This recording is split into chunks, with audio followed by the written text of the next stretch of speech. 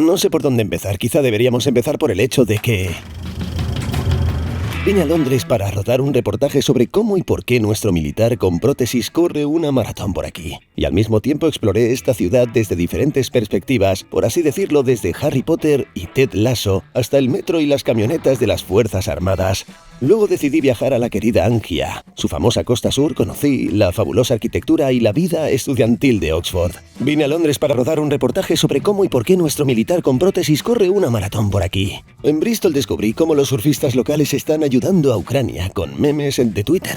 Y en Bath descubrimos cómo la marca británica TED decidió apoyar a las familias ucranianas abriendo una planta de producción de té en una de las regiones orientales tras la invasión. Desde allí tomé un tren y me dirigí a un rincón remoto y característico de la brumosa Albión, que es, en cierta medida, la Crimea inglesa y el Donbass inglés. También intentaremos encontrar deliciosa comida inglesa y descubrir por qué un compartimento en los ferrocarriles ucranianos es más genial que un auténtico hotel británico sobre raíles. Aproveché para viajar a Liverpool, donde escucharemos en directo una de las canciones más famosas de los fans.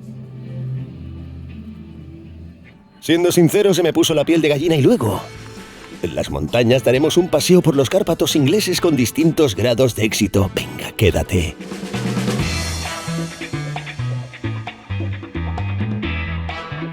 Entonces esta aventura en vídeo no será la más corta, así que abastécete de cosas buenas, no olvides hacer clic en los botones debajo del vídeo y prepárate un té. Sigamos nuestro viaje.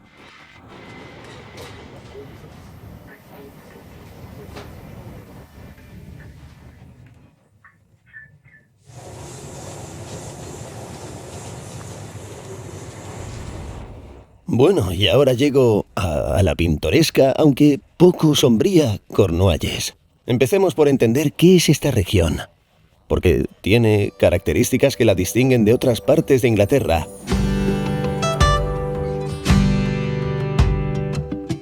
Cornualles es una península al suroeste del país con una población de poco más de 500.000 de habitantes.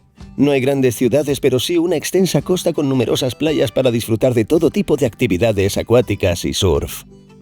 Debido a su ubicación meridional y a las islas cercanas, el clima aquí es notablemente más cálido y húmedo que en el resto de Gran Bretaña, y la vegetación a veces recuerda a la de los trópicos, aunque legalmente se considera una región de Inglaterra con cierto nivel de autonomía.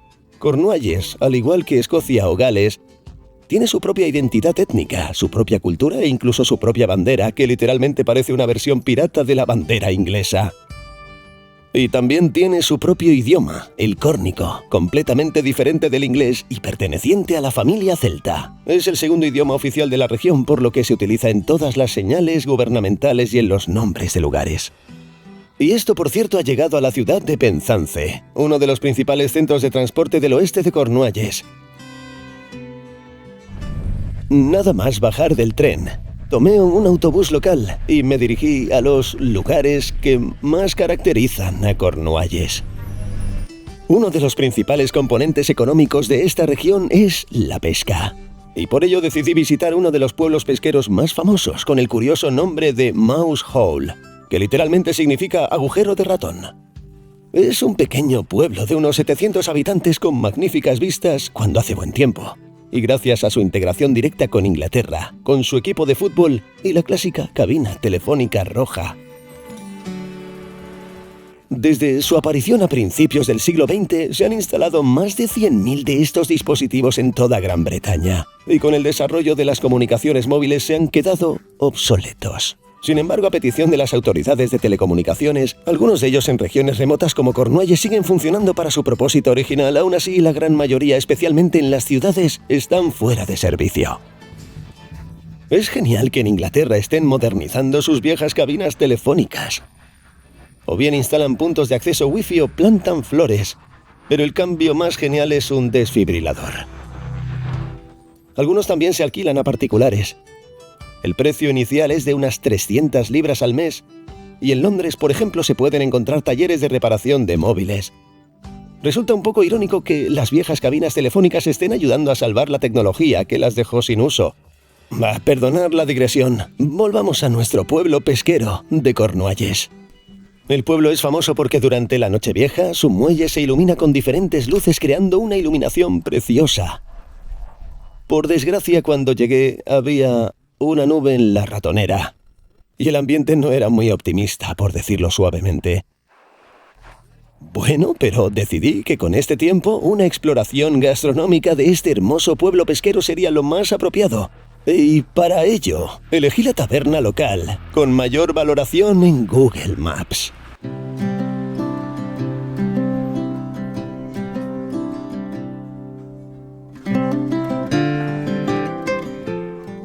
Esta taberna con pub lleva aquí casi 200 años y se abrió principalmente para los marineros que atracaban. Hoy en día la frecuentan principalmente turistas y lugareños. Por ejemplo, en la mesa de al lado estaba William, de 84 años, que ha pasado toda su vida en la ratonera. Para él, Ucrania es probablemente una especie de universo paralelo. Así que decidí que era en un lugar así, justo en el muelle pesquero por primera vez en unas semanas en Inglaterra, donde debía probar su cocina insignia, el famoso Fish and Chips. Y me gusta mucho la presentación. Hay pescado, patatas fritas, salsa blanca y puré de guisantes. Hay 2 porciones enormes y dicen que son pequeñas por 10 libras.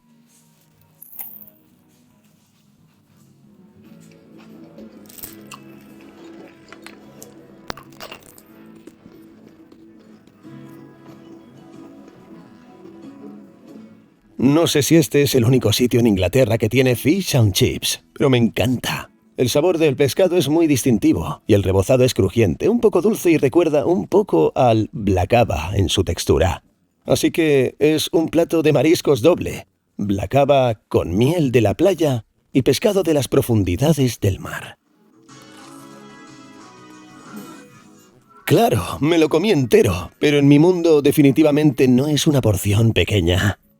Costó 10 libras y, como dicen aquí, tiene una excelente relación calidad-precio.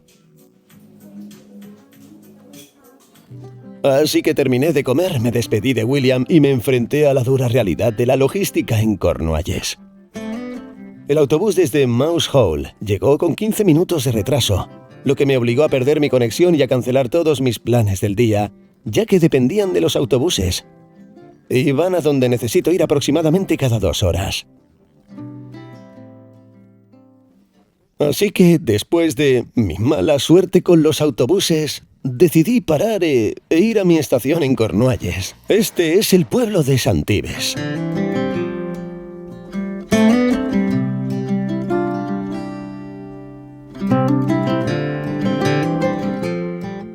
Santibes solía ser una bahía pesquera común y corriente, pero la presencia de excelentes playas de arena y el paisaje marino que la rodeaba la convirtieron en un destino turístico bastante popular y rápidamente se pobló de fincas. Hablando de fincas, los propietarios británicos tienen una larga tradición de registrar algunos nombres adicionales para sus propiedades. Y en Cornualles se ha vuelto muy popular, solo veo placas con nombres en cada casa en lugar de un número. Incluso la dirección de mi casa en Santibes no me la dieron con un número, sino con 2 palabras en córnico que significan casa en el bosque.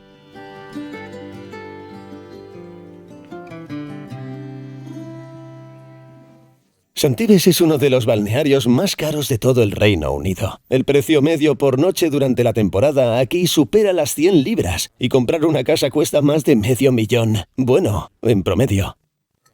Pero vine al oeste de Cornualles para las vacaciones de mayo, cuando los precios se dispararon en todos los pueblos. Y fue en Santibes donde conseguí alquilar un apartamento tan luminoso, espacioso y elegante, con un descuento de solo $70. Y ni siquiera es un apartamento, sino una gran habitación en el ático, con un recordatorio de que las playas de este pueblo también son aptas para surfear.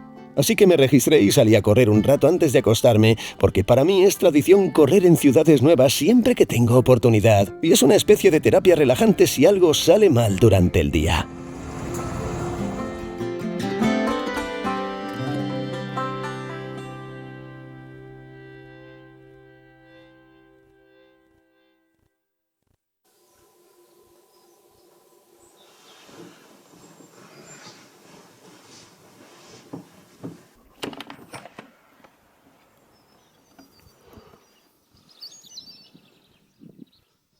En realidad, tenía pensado pasar la mañana surfeando por la zona, pero como ayer se me complicaron todos los planes, decidí posponerlo para mi próxima visita e intentar ponerme al día con los sitios que me perdí ayer. Pero primero una pequeña degustación para desayunar. Así que cuando les pregunté a mis amigos ingleses qué podía probar en Cornualles que fuera típico de la gastronomía local, varios me sugirieron la llamada nata cuajada. Literalmente. La receta de esta crema no es nada trivial y fue inventada originalmente por granjeros locales para evitar que la leche se estropeara. Se madura y se filtra durante varios días en dispositivos especiales y luego se vierte en moldes y se hornea a una temperatura específica. Y al final obtenemos una masa lechosa con una costra amarilla, porosa por encima, y una sustancia aceitosa muy aceitosa por debajo. Su sabor es como una mezcla entre crema agria y mantequilla, pero es muy rica. Agradable y suave. Por supuesto, no se puede comer con cuchara como la leche condensada, porque en realidad se parece más a la mantequilla. Y este producto es definitivamente popular entre los locales, porque cuando fui al supermercado ayer estaba completamente agotado, así que tuve que buscarlo en otra tienda. Y lo comen así, tal cual, con galletas, con magdalenas o añadido a algún cereal. Después de desayunar caminé hasta la estación de Penzance y me subí al autobús que perdí ayer, el famoso Lunch and Coaster, o literalmente, barco al fin del mundo.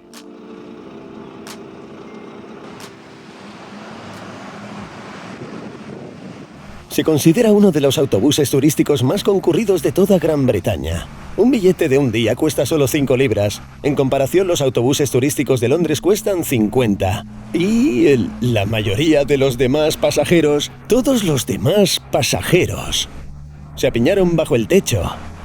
Y yo decidí disfrutar cada gramo del aire de Cornualles.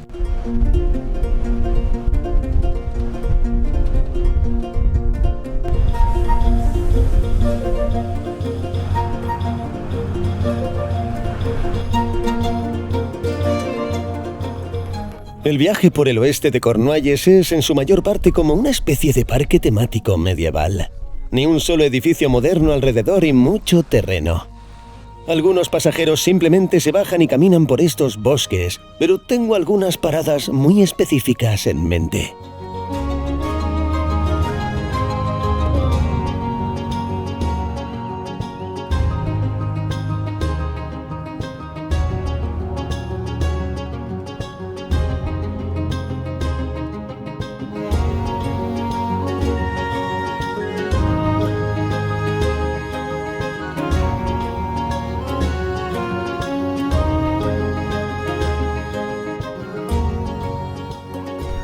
Rowena Cady tuvo la idea de esta increíble estructura, y la verdad es que es una historia muy interesante. Después de la Primera Guerra Mundial se mudó a esta región y compró una casa por una cantidad irrisoria, pero más tarde se dio cuenta de que no había teatro para representar obras, así que se ofreció a representar La Tempestad en su patio trasero. A todos les encantó la idea y más tarde comenzó a construir este increíble teatro.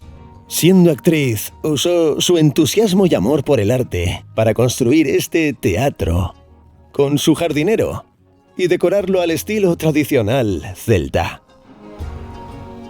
Rowena es una verdadera leyenda y un ídolo por aquí. Y antes de morir en 1983, donó el teatro a una fundación sin fines de lucro que continúa su trabajo. Lo mejor es que el teatro todavía alberga funciones reales.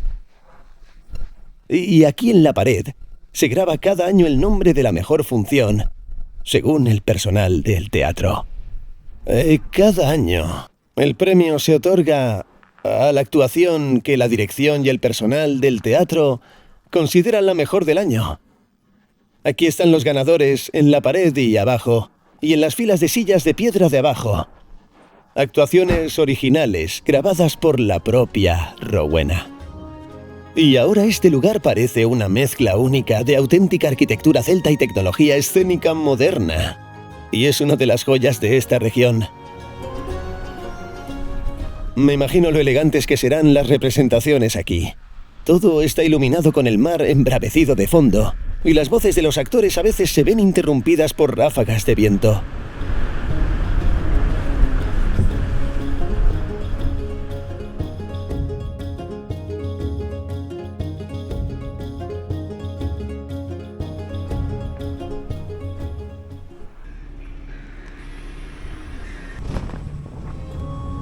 Pasé 1 hora en el teatro.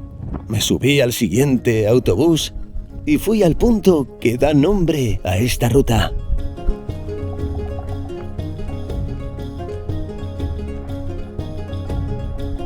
Land's End. Y suena genial, como Skyfall, como en James Bond. Y tiene sentido, porque este es el punto más occidental de la Inglaterra continental. Bueno, para empezar, no existe una Inglaterra continental, sigue siendo una isla, no sé por qué lo dije. En segundo lugar, esta costa ha sido un punto de referencia para marineros, piratas y pescadores que navegaron por aguas británicas desde la antigüedad debido a sus estratos geográficos. Cerca del final de la costa, un carguero alemán se hundió. Pero no por rocas o corrientes extremadamente difíciles, sino porque el navegante se desmayó al pasar por esta zona y el barco se estrelló contra este banco. Sacarlo de aquí no es una tarea eficiente, así que decidieron dejarlo aquí. Durante la mayor parte de su historia, este terreno fue privado y se utilizó para fines recreativos. Y en el siglo XX se construyó aquí un complejo con restaurantes, atracciones, hoteles y un montón de tiendas de recuerdos para que los visitantes pudieran contarles a todos que estaban en el fin del mundo, al menos en inglés. En resumen, ahora es un lugar para excursiones, lo que, en mi opinión, no merece atención especial, ni mucho tiempo. Pero hay muchos senderos equipados cerca donde se puede caminar junto al mar y buscar otros lugares interesantes.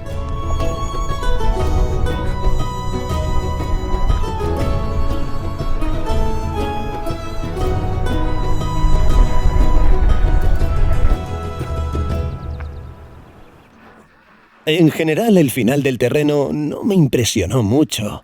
Fue solo una pequeña aventura en pista.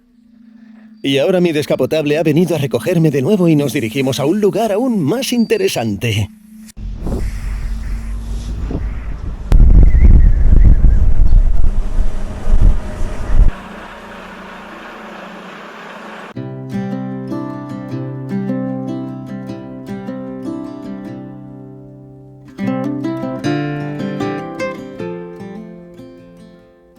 El descapotable llegó a St. Just. No es un pueblo muy turístico, pero además de su típico ambiente de Cornualles, es famoso por ser uno de los principales centros mineros del Reino Unido. Este pueblo incluso tiene su propia iglesia de mineros, donde vi la bandera ucraniana por primera vez en Cornualles. Así que, gracias a los mineros de St. Just por su apoyo, nos dirigimos a la costa para ver las minas.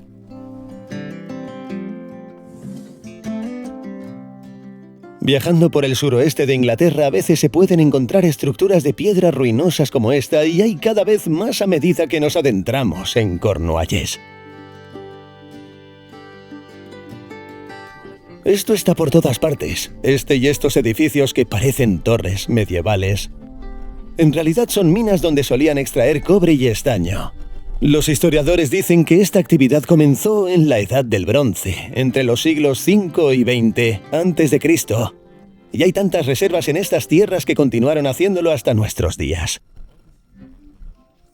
Podría haber hablado de este tema en las primeras minas de Cornualles, ya que hay muchísimas, pero decidí caminar hasta la que quizás sea la más fotografiable de Instagram. Estas son las minas reales cerca de la ciudad de Botalek.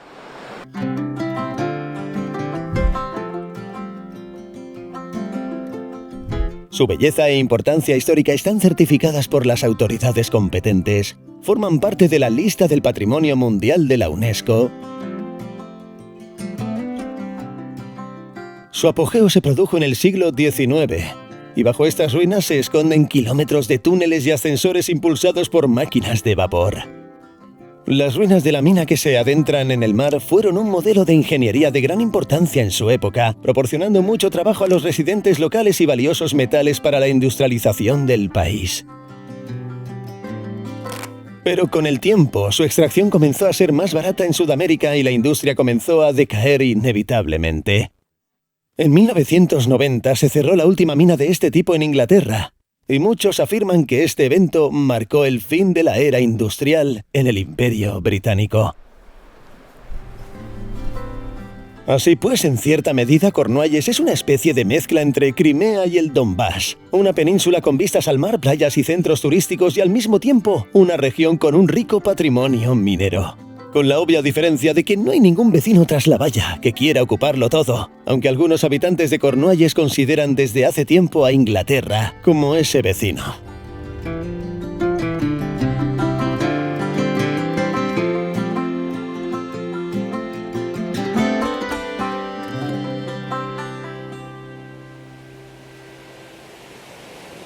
Mientras estoy aquí sentado esperando que el sol del oeste ilumine mejor nuestro destino final, un poco más de historia gastronómica local. Así que venga.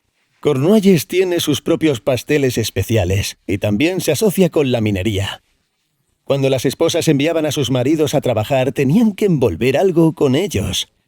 Así que horneaban un pastel con mucho relleno, envuelto de una manera especial, en una capa muy gruesa de masa para mantener el relleno caliente el mayor tiempo posible. Este plato se prepara aquí, en esta región, pero por desgracia todas las panaderías que encontré en Google Maps estaban abiertas hasta las 4. Así que tuve que comprar este plato en el supermercado. Bueno, no sé qué tan auténtico es, pero parece hecho en Cornualles. Este pastel súper esponjoso recuerda un poco a un cheburek de mi ciudad. ¿Quién sabe? ¿Quién sabe?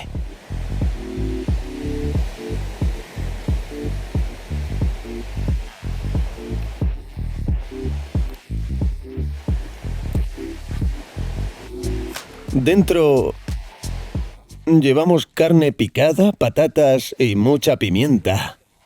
No soy un minero de Cornualles, pero hoy he quemado un montón de calorías, sí.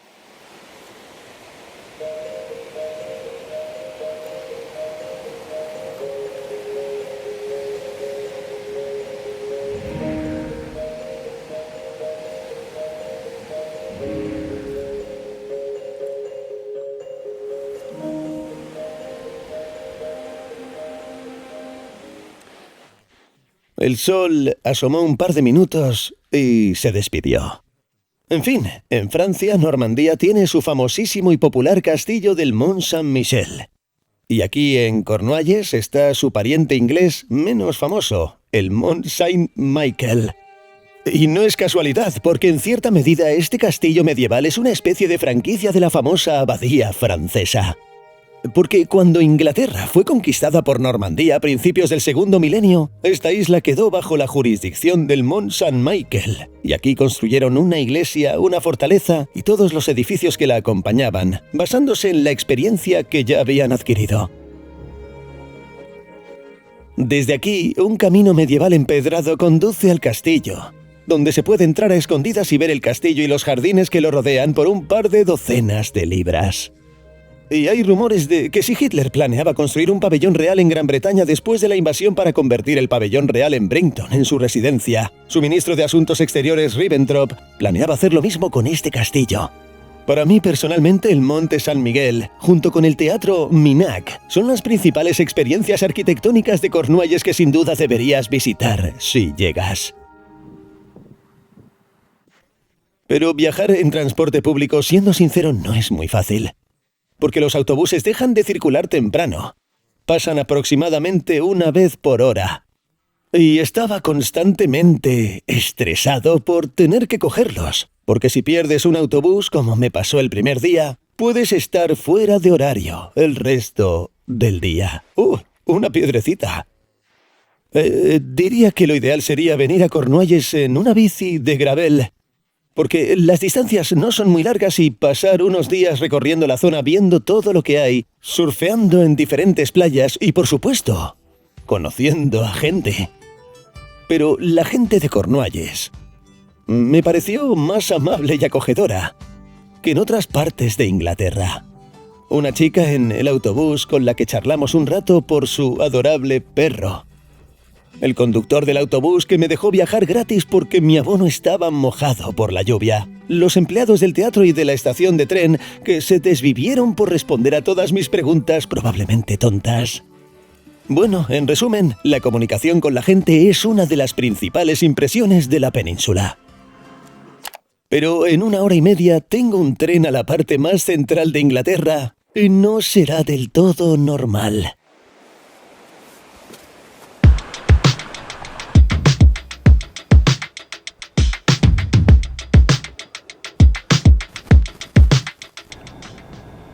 Sí, este es mi propio compartimento cama inglés. Tengo una pequeña obsesión por viajar en tren siempre que puedo.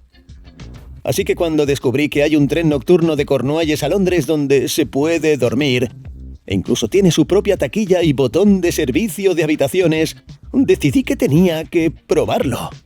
Pero hay un pequeño matiz, como habrás adivinado.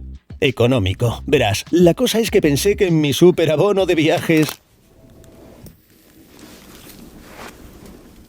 Se cayó un poco, ¿no? La cuestión es que pensé que mi superpase me daba derecho a emborracharme y dormir en este maravilloso compartimento. Pero resulta que en Inglaterra funciona un poco diferente. Mi billete me da derecho a subir al tren y elegir un asiento malo.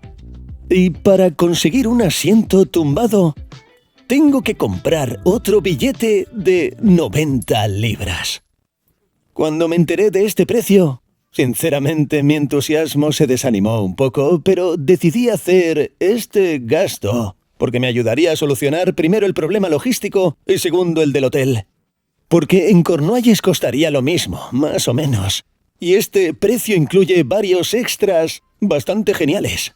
Todo empieza con una sala de estar en la estación para los pasajeros de este vagón, con un café decente y una ducha, algo que necesitaba después de un día de caminata por Cornualles. Los compartimentos pueden ser individuales o dobles y contienen todo lo necesario para un viaje cómodo. Por supuesto, hay enchufes para recargar todo lo que se haya descargado hoy y un botón para el servicio de habitaciones. Y por supuesto, no es solo por los muebles, sino que llamé a un revisor para que me ayudara a organizarlo todo. Y ya os he hablado de mi propio armario. Y quizás la suite más grande de todas... Sí, es un lavabo privado en el compartimento. Y esa ni siquiera es la opción más lujosa de este hotel móvil. También está este megacompartimento, pero es algo para gente muy adinerada. El siguiente vagón, como siempre, hay un bar y un restaurante, donde se puede tomar zumo de naranja o algo más. Casi todo lo demás tiene un coste adicional. Y mientras los pasajeros disfrutan, no tienen que preocuparse por las cosas que siguen cobrando, porque en cada compartimento... Puertas que se abren con tarjeta, como en un hotel. Y no me preguntéis cómo sostengo la cámara ahora. Así que mi obsesión por los trenes está completamente satisfecha, y me preparo para despertar al otro lado de Inglaterra.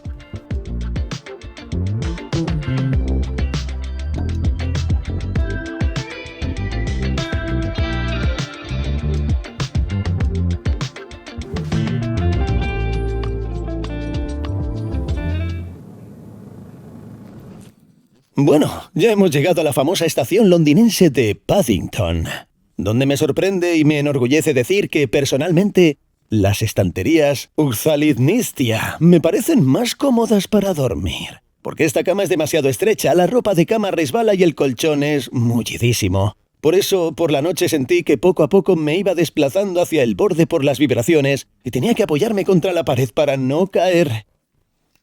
Pero, por la mañana... me sirvieron una bandeja con avena y café. Y me dijeron que podía tomarme mi tiempo y quedarme aquí 1 hora más. Si necesito lavarme o cambiarme de ropa, nadie echa a nadie. Así que es genial.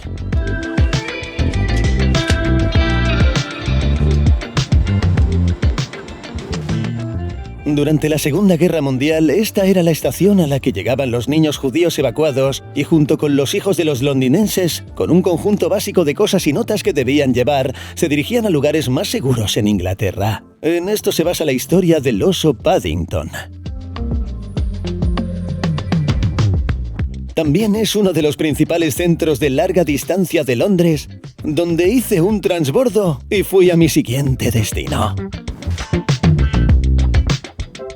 Así que estamos en Liverpool, la sexta ciudad más poblada de Inglaterra, con casi 1 millón de habitantes en el área metropolitana, que me recibió con colores muy familiares. Debido al Festival de Eurovisión que se celebra en Inglaterra en lugar de en Ucrania, hay muchos símbolos amarillos, azules y ucranianos en la estación de tren de Liverpool, y siento que no he llegado a Liverpool, sino a algún lugar de Kiev. La ciudad se ha preparado a lo grande para el Festival de Eurovisión, pero no todos los aspectos del evento fueron positivos para los visitantes. Por ejemplo, la mayor parte de la hermosa zona costera estuvo cerrada durante el festival. Además, al parecer por razones de seguridad, el famoso edificio St. George, que alberga magníficas salas de conciertos y cerca del cual Nolan filmó algunas escenas, incluyendo una épica pelea escénica en su tercera película de Batman, fue vallado. Sin embargo, había un montón de diseños temáticos geniales por todo Liverpool. Por ejemplo, ¿qué tal este submarino amarillo y azul? O, por ejemplo, estos ruiseñores inflables. Había 12 en la ciudad. Y el detalle más importante es que cada ruiseñor provenía de una parte diferente de Ucrania. En mi opinión, resultaron ser muy exitosos y coloridos, y se integraron a la perfección con el horizonte de Liverpool. De todos los símbolos y productos de Eurovisión que vi en la ciudad, lo que más me impresionó fue la unión de la cigüeña ucraniana y el ave de Liverpool, símbolo de la ciudad y del equipo de fútbol local. El hígado es un ave mítica que fue pintada hace unos 800 años, cuando Liverpool fue reconocida como una ciudad administrativa separada y necesitaba un simbolismo único. Los representantes más importantes de esta especie, Bella y Bernie, se encuentran en las torres del llamado Royal Liverpool Building, uno de los primeros edificios de hormigón del mundo. Uno vigila la ciudad y el otro el agua y los puertos. Se dice que uno trae buena suerte a los marineros, pero no llegué a la ciudad por mar, así que quizás la fortuna del pájaro Labor me favoreció de otra manera. Mientras viajaba en tren, mi reserva del apartamento que había reservado en Liverpool se canceló repentinamente. Y lo único que quedaba reservado para hoy era o bien un gasto considerable, o bien este hostal.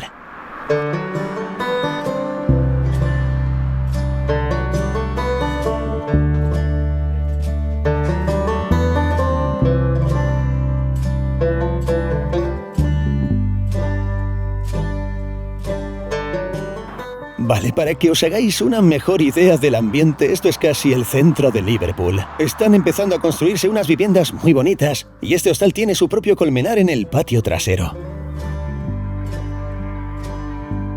Y además del colmenar, el precio de 30 libras incluye desayuno, buffet, trasteros y un moderno sistema de ventilación. Después de ver todo esto, quise rendirme y buscar algo por mucho dinero. Pero decidí quedarme porque, primero, viviré esta experiencia, y segundo, por un buen contraste entre esto y mi compartimento de lujo. Y de hecho la experiencia no fue la peor, salvo por los vecinos que roncaban con fuerza. Nadie tocaba las cosas porque todo estaba bajo vigilancia y se podía hablar con gente de todo el mundo durante el té del desayuno. Este es de hecho el primer albergue de Liverpool inaugurado a principios de los 90 por el experimentado mochilero Kevin Murphy, quien aún gestiona las reservas y se comunica con los huéspedes con su distintivo acento local.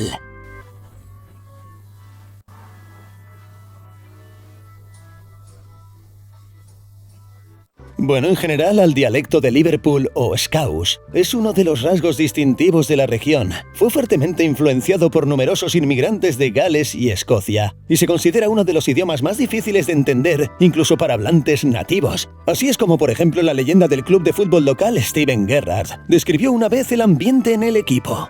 Es fantástico, es como una gran familia, ¿sabes? Hay un montón de chicos geniales que se han unido al equipo. Al principio de la temporada todos se preguntaban cómo se llevarían los diferentes idiomas, Pero todos hablan inglés.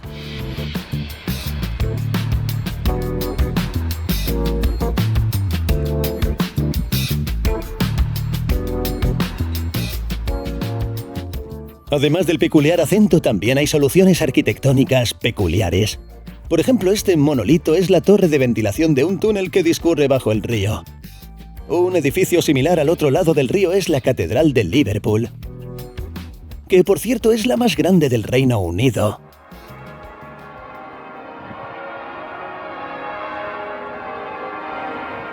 Sin duda, uno de los edificios más góticos y oscuros de las catedrales más grandes que he visto. Y es realmente curioso ver su interior.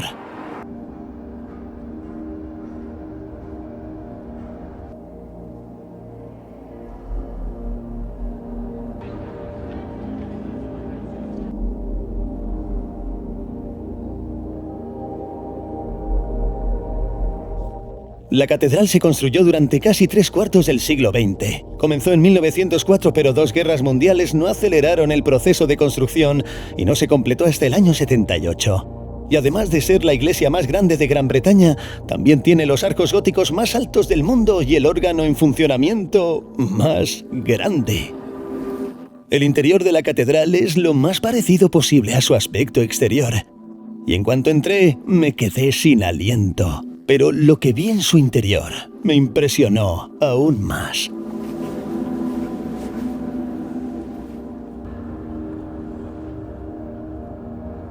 Para recordar a los liverpolianos y visitantes por qué Eurovisión se celebra aquí y no en Ucrania, se instaló una instalación justo en el centro de la Catedral de Liverpool, uno de los monumentos más famosos de la ciudad.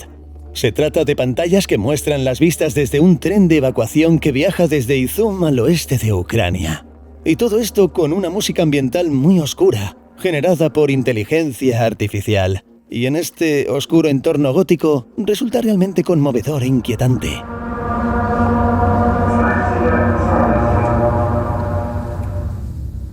Y creo que es muy importante que en Liverpool también se abordara el importante contexto bélico, no solo los aspectos positivos de Eurovisión.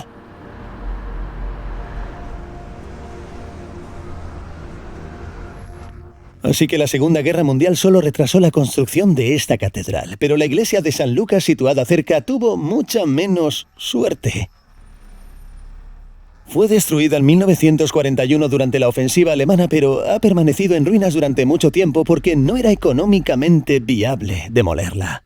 Pero 50 o 60 años después lo limpiaron, dejaron la estructura y ahora celebran varios eventos en su interior. Hay una cafetería y un bar y lo alquilan para eventos privados. Y ahora, por desgracia, está cerrado porque alguien lo alquiló para una boda. La boda, por supuesto, es en la iglesia. Vuelvo al día siguiente, después de la boda, y así es como se ve en un día laboral normal.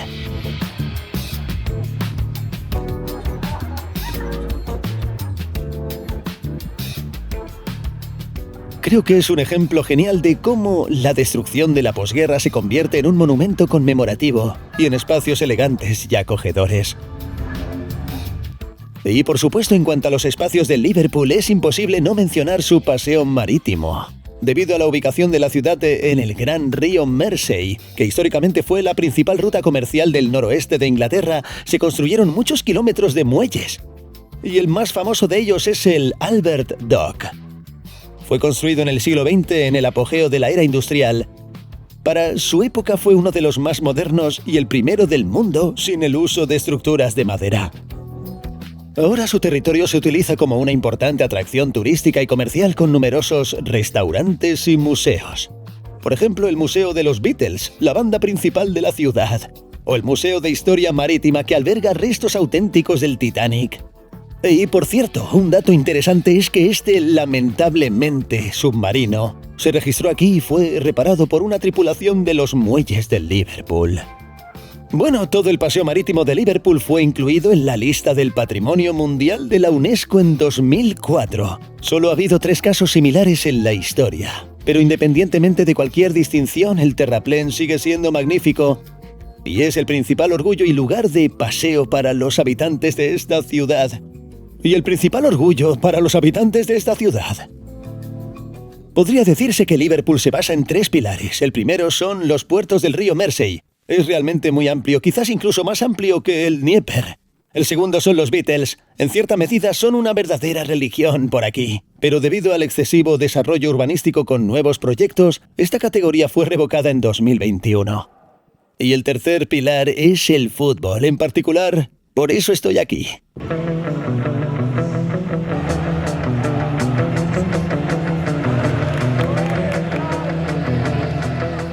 Así que el día del partido todos los aparcamientos de la zona estaban llenos. Los aficionados terminaban sus últimas pintas en los pubs y se dirigían a Anfield.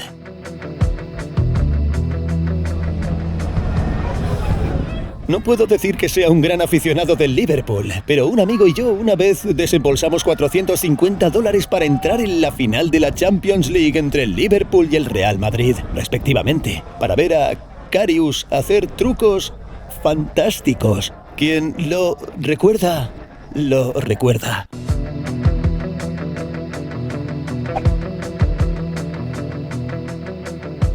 Esa final se celebró en Kiev y recuerdo ese día como si fuera ayer, cuando el centro de la capital se convirtió en una auténtica sucursal del Liverpool y nos unimos a la marcha de los aficionados hacia el estadio.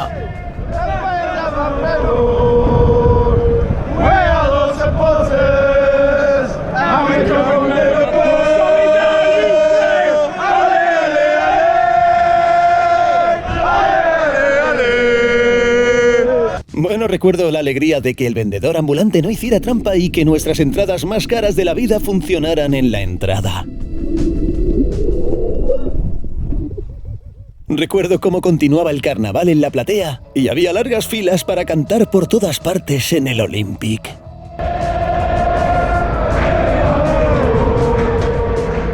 Pero recuerdo buscar nuestros asientos y estaban justo al lado de la sección asignada a los aficionados del Liverpool. Pero recuerdo cuando empezó el partido y la emoción en la grada llegó a su punto álgido cuando el Liverpool empató.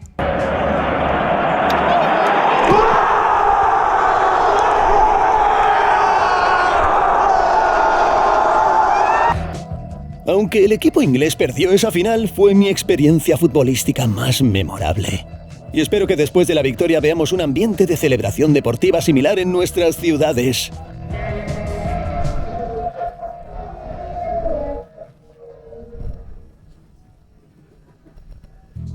Cinco años después ya no me emociona tanto el fútbol, así que me gustaría hablar de él de forma un poco más pragmática. Desde sus inicios en Inglaterra en el siglo XIX ha pasado de ser un juego de pelota entre trabajadores de fábricas y puertos locales a uno de los espectáculos más populares. Desde el siglo XIX los derechos de retransmisión de la Premier League inglesa durante 3 años valen alrededor de 5.000 millones de libras. El Liverpool, por su parte, existe desde 1892 y es uno de los equipos con más títulos de la historia mundial. Forbes estima el valor del club en más de 5.000 millones de dólares. Este es el 4º puesto a nivel mundial. También es un proyecto mediático y empresarial muy exitoso. El año pasado el Liverpool ganó casi 100 millones de libras solo con la venta de artículos del club. Y es el segundo mejor valorado, solo por detrás de su principal competidor, el Manchester United. La página oficial de fans de Liverpool se parece un poco a un bazar turco, ya que aquí se vende absolutamente todo con símbolos.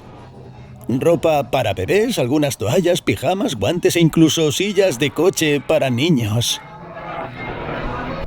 Tal variedad y demanda no es para nada sorprendente, ya que como el caso de Harry Potter, gente de todo el mundo quiere participar en este mágico universo deportivo.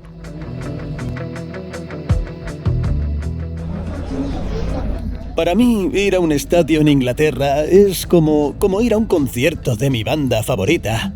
Así que compré algunos artículos y ahora voy a buscar mis asientos. Por cierto, hay un estricto control de seguridad en la entrada. Y espero que no me quiten nada de las cámaras. El personal de seguridad fue muy amable y nadie prestó atención a mis cámaras de acción. Así que si querías traer algo un poco más grande, podías, pero yo no me arriesgaría.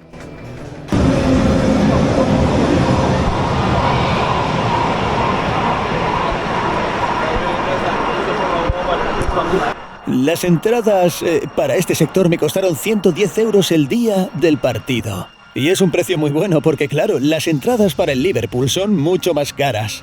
Pero es el rival más fuerte, el final de la temporada, así que lo conseguimos así.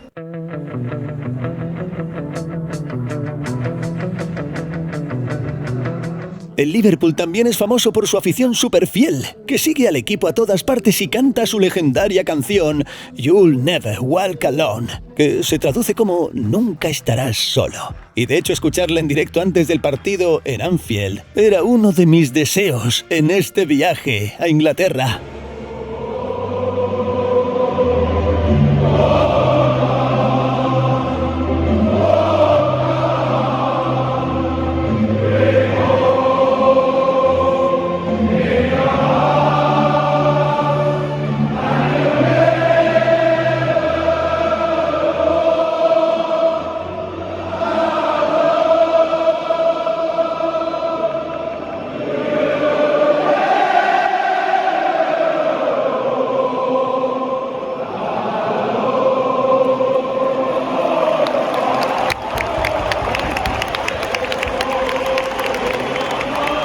Para ser sincero, se me puso la piel de gallina. Así que el partido ha comenzado y todas las miradas están puestas en los 22 millonarios que son muy hábiles persiguiendo el balón por el césped perfectamente preparado.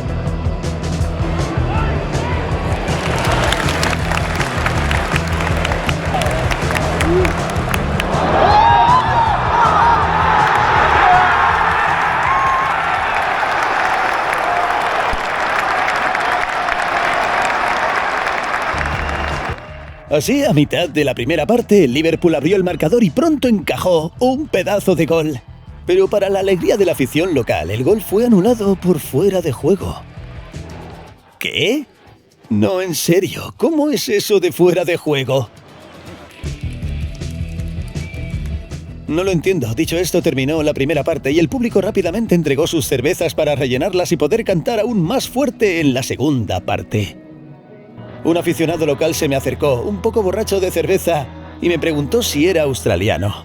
Pensé que te había arrancado el brazo un tiburón. Ese es el tipo de humor británico que me mola. Todo el verano pasado trabajé con británicos de pura cepa. ¿Con hombres? Sí, con hombres. Puedo decir con certeza que no tienen límites para su humor. O sea, el humor negro está bien, el humor blanco está bien, cualquier humor está bien. Lo entiendo. Que un chico se me acercara con una pregunta sobre Australia es lo mínimo que podía hacer.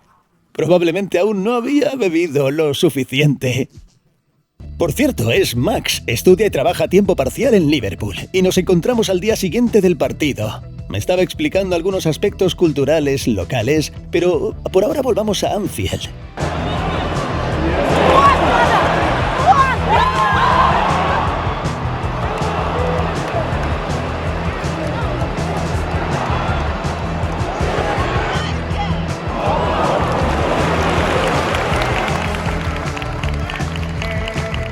En cuanto a la condición física, ver fútbol en Inglaterra es un placer.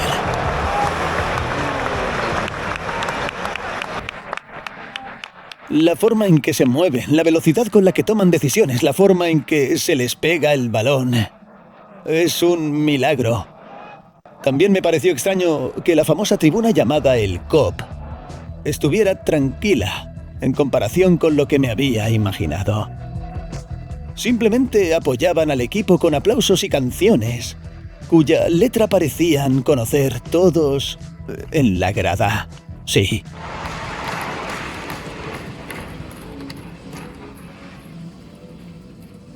Cuando estudiaba inglés en la universidad, en lugar de leer y aprender poesía, aprendíamos canciones de los aficionados del Liverpool. Y luego se las contamos todos juntos, muy rítmicamente, al profesor. Y él las evaluó.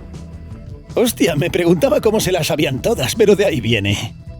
Todo viene del colegio, de la universidad.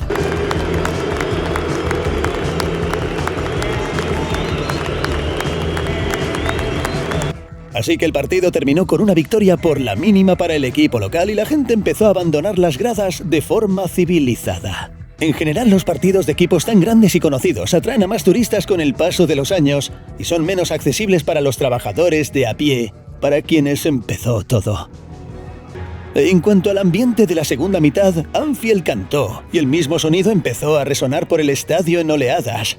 Y es realmente épico. Quizás no tan épico como imaginaba, pero aún así vale la pena. Y algunas observaciones arquitectónicas y urbanísticas aún más.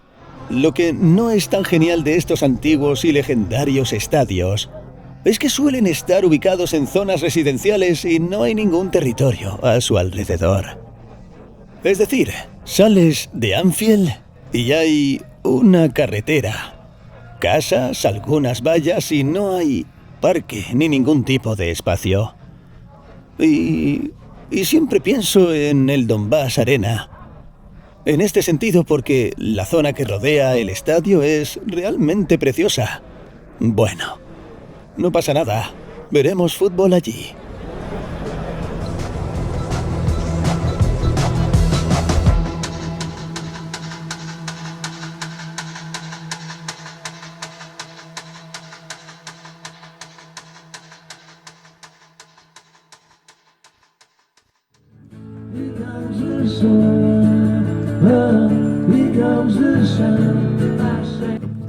Antes de irme de Liverpool, quería cerrar otra gloriosa tradición local, además del fútbol.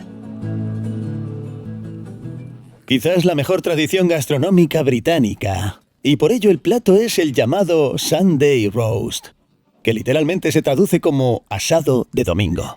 Que es el domingo lo que tengan en la granja o en casa, lo fríen y lo sirven en la mesa. Y hoy, como es domingo, fui a un sitio en Liverpool que, según Google, tiene uno de los mejores Sunday Roast. Se trata de Matt Boyley's Ale House and Eatery, que se traduce como pub y restaurante. Y por 18 libras trajeron este pedazo de plato doble de cerdo y pollo. Así que llevo patatas, coliflor, algo de masa, no sé, una cesta, ensalada. Creo que está caliente, no me gusta mucho. Y por supuesto estos trozos de carne.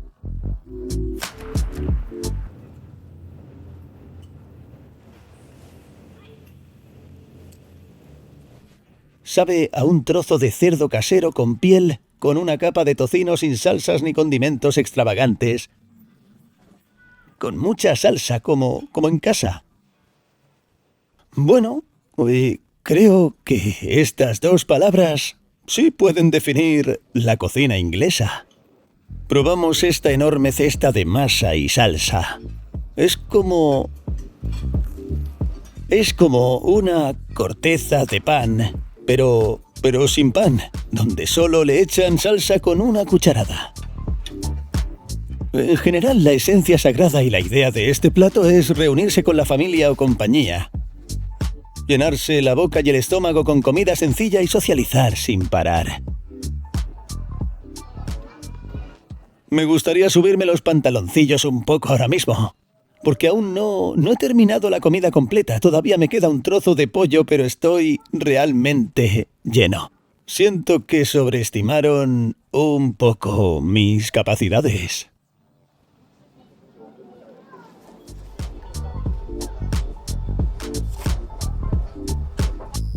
En general, Liverpool, aunque no tiene tantas atracciones como Londres u Oxford, me causó una buena impresión. Es una ciudad divertida y joven. Solo tengo 30 años. ¿Por qué dije joven? Pero ese es el ambiente que tiene. Y me habría encantado pasar más días allí, pero tenía un plan claro para Inglaterra. Tomar el tren y el autobús de la noche aún más al norte.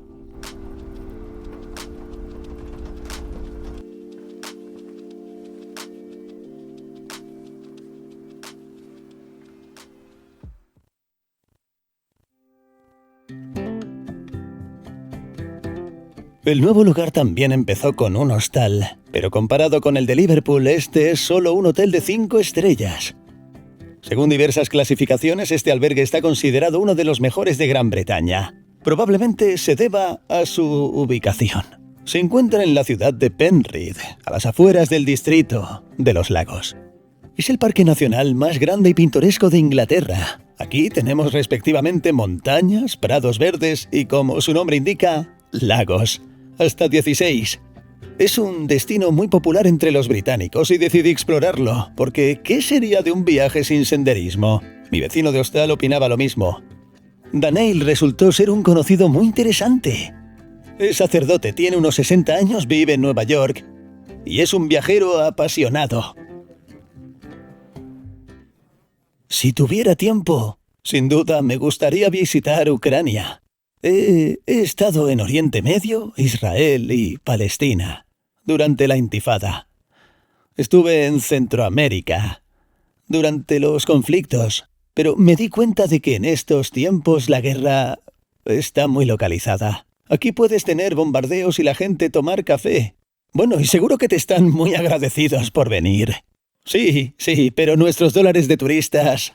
Y por contarte sobre ellos después de verlo todo con nuestros propios ojos. Ayer miré el mapa de los países de Europa del Este. Pero como a todos los estadounidenses me costaría mucho... Si quitas todos los nombres, no podría nombrar a todos. Albania, Hungría, etc. Pero me di cuenta de que podía nombrar todas las ciudades de Ucrania por la guerra.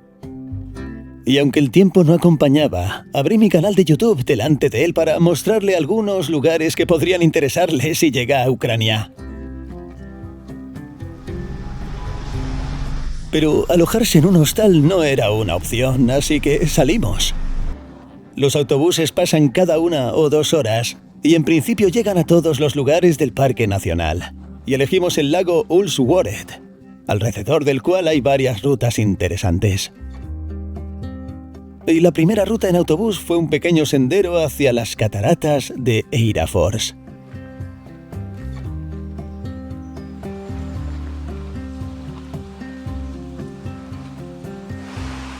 Vaya, Daniel lleva un buen rato caminando, porque ha marcado un pedazo de ritmo tal que ni siquiera yo puedo seguirlo.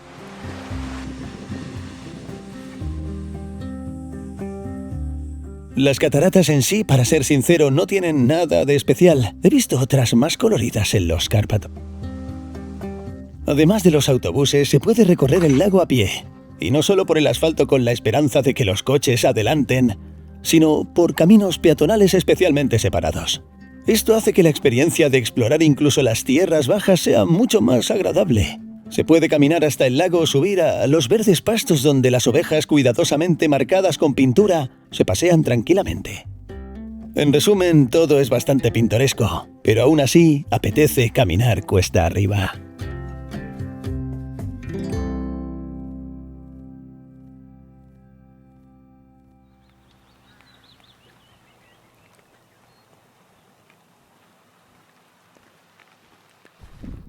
Ha estado lloviendo todo el día, así que decidimos no arriesgarnos y no subir demasiado. Y ahora vamos a hacer una pequeña ruta circular a un lugar llamado Place Fell. Y este es un decorado totalmente nórdico. El pronóstico prometía que la lluvia pararía pronto, pero no sucedió como se esperaba y simplemente caminamos obstinadamente sobre piedras resbaladizas en la niebla. Una especie de analogía inglesa del mal tiempo de los Cárpatos.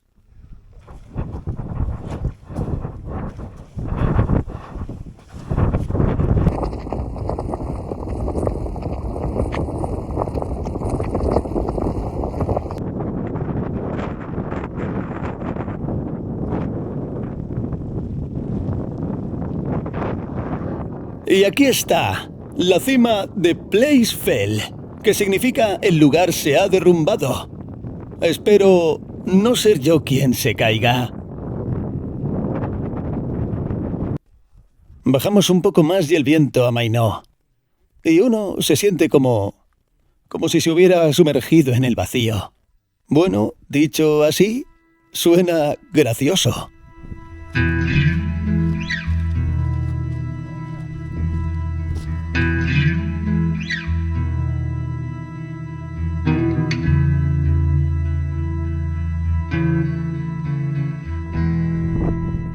Bajamos un poco más y se abrió una fantástica vista del lago.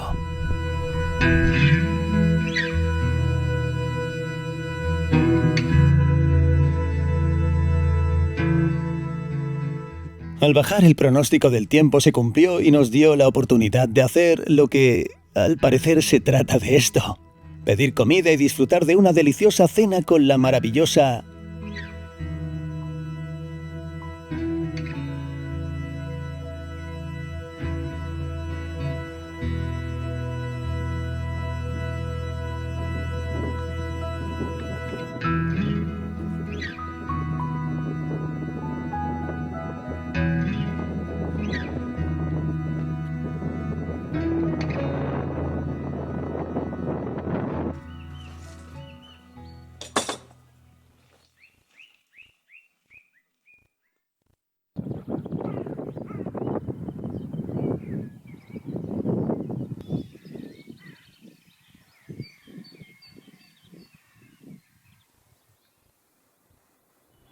Quedaba como una hora antes del último autobús al albergue, así que fuimos a secarnos a un pub local donde la chimenea nos deleitó los pies y la bandera ucraniana en la entrada nos deleitó la vista. Si Inglaterra fuera un escenario de videojuegos, los pubs serían los principales puntos de control. De hecho, están en todos los pueblos y siempre han sido los principales lugares de socialización. Disculpa, ¿es el sitio antiguo? Sí, unos 300 años. ¿300 años? ¡Wow! Piénsalo. Algunas ciudades o países enteros aún no existían como Estados Unidos y este pub ya estaba aquí. Y este no es el más antiguo. Pueden ser 2 o incluso 3 veces más antiguos, y aunque difieren visualmente, conceptualmente son muy similares. El bar, mucha cerveza y poca comida, artefactos de diferentes épocas en las paredes, todo tipo de pinturas, fotos o artículos de la coronación. Y a menudo visitantes casi habituales que llevan años aquí, y para quienes probablemente sea solo una habitación más, pero fuera de su casa. Los nombres se componen principalmente de palabras sencillas: el águila y el bebé, los corderos y la bandera, el león dorado, el verdadero león blanco, como este pub. Y esta simplicidad se debe a que no todos sabían leer cuando abrieron los pubs, y era mucho más fácil percibir las imágenes. Así que los pubs en Gran Bretaña no solo son locales de copas, sino una parte real del folclore y el estilo de vida local.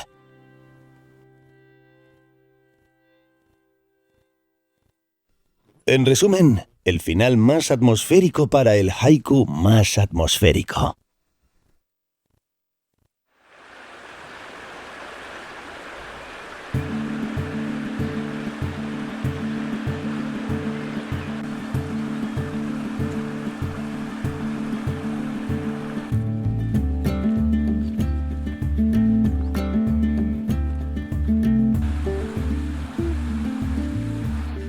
Hoy el tiempo es mucho mejor, pero Daniel ya está en su siguiente ruta, así que decidí ir por mi cuenta a uno de los senderos más bonitos de toda Gran Bretaña.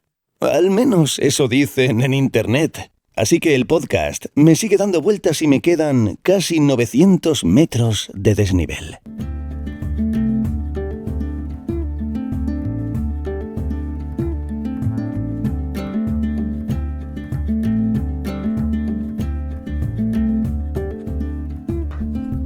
Los primeros 500 metros de desnivel ya han pasado. Y por fin el destino está en el horizonte.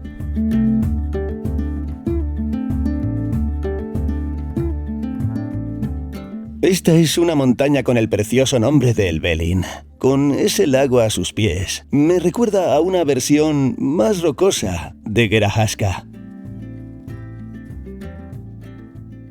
Hay 2 maneras de llegar y elegí la más difícil. Esta es la llamada arista de perforación, una cresta que hay que escalar para llegar a la cima.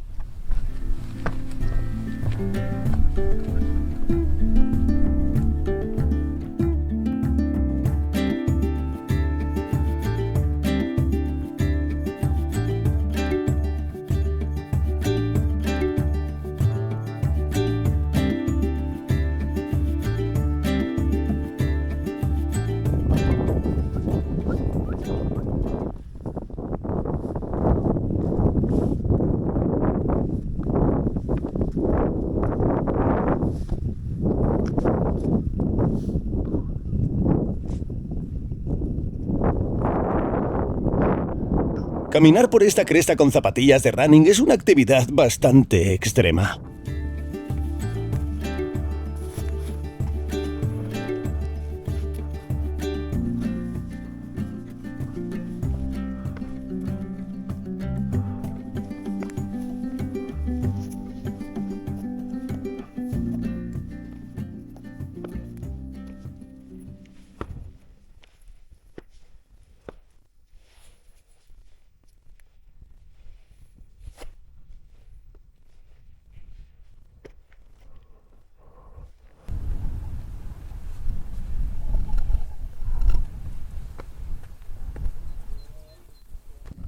Vale, me acabo de cruzar con unos lugareños que me dijeron que esto es en realidad una especie de escalada en roca de categoría fácil.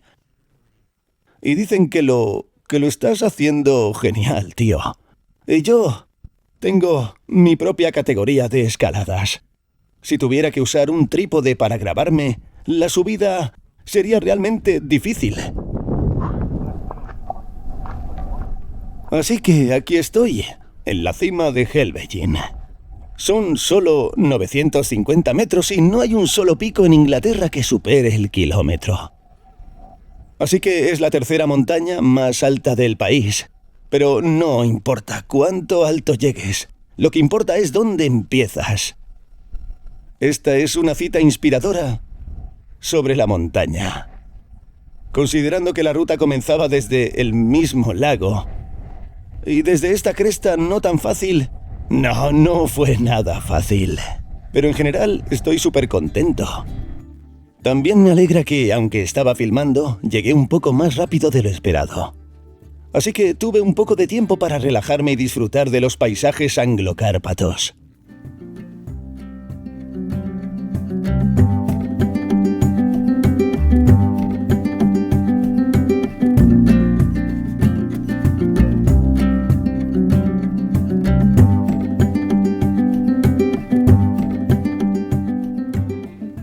Y planeaba continuar a otra ciudad, pero honestamente se me acabaron las ganas. Porque he estado muy agitado la última semana. Excepto por mi último hostal. No me he quedado en el mismo lugar 2 veces. Simplemente caminaba una cantidad desmesurada de pasos al día. Y simplemente viajar por este país, tanto como sea posible.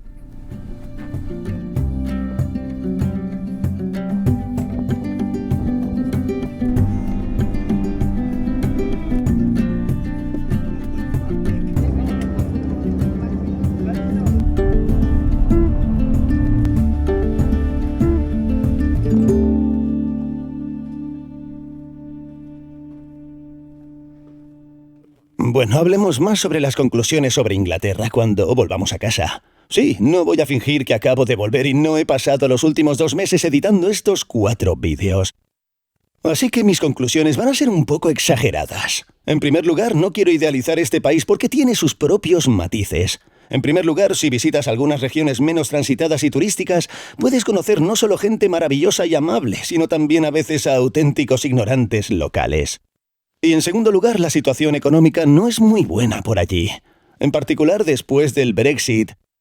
Hay mucha gente en el país que vive de un sueldo a otro y apenas tiene lo suficiente para cubrir sus necesidades básicas. No es el país más fácil para vivir. Pero desde mi punto de vista viajero, Inglaterra es probablemente el primer país donde me interese al 90% por la gente, las tradiciones, la cultura y no por los paisajes naturales. Y me pareció lo más singular y auténtico. Fuera de las grandes ciudades, aquí, de nuevo, en mi opinión, muestran un mínimo de patetismo hacia los turistas.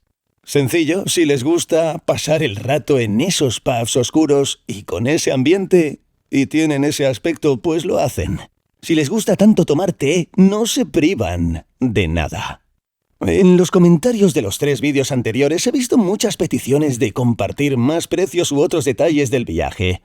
Y me gustaría recalcar que todos estos vídeos no pretenden crear una especie de guía de viajes, porque esto no es relevante ahora más que nunca, sino compartir algunas de mis experiencias, mis aventuras en un formato entretenido y al mismo tiempo ayudarnos a ti y a mí a ampliar nuestros horizontes.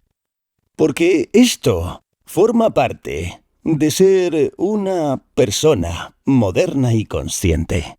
Y por supuesto, si tienes ganas de aprender algunos detalles logísticos, he dejado una publicación para la gente de este canal donde escribí sobre cómo puedes ahorrar en Inglaterra y algunos errores que puedes evitar. De nuevo, el enlace está en la descripción de este vídeo. Pero si vas a gastar tu última taza de café en esto, es mejor que lo inviertas en alguna recaudación de fondos voluntaria para las Fuerzas Armadas de Ucrania, porque ahora es mucho más necesario. Y por supuesto, muchas gracias por ver esta serie de programas de YouTube sobre la buena Inglaterra, por todos sus comentarios, suscripciones, me gustas y todo eso que nos ayuda tanto. Y como siempre, gracias por vernos. Nos vemos en la próxima aventura.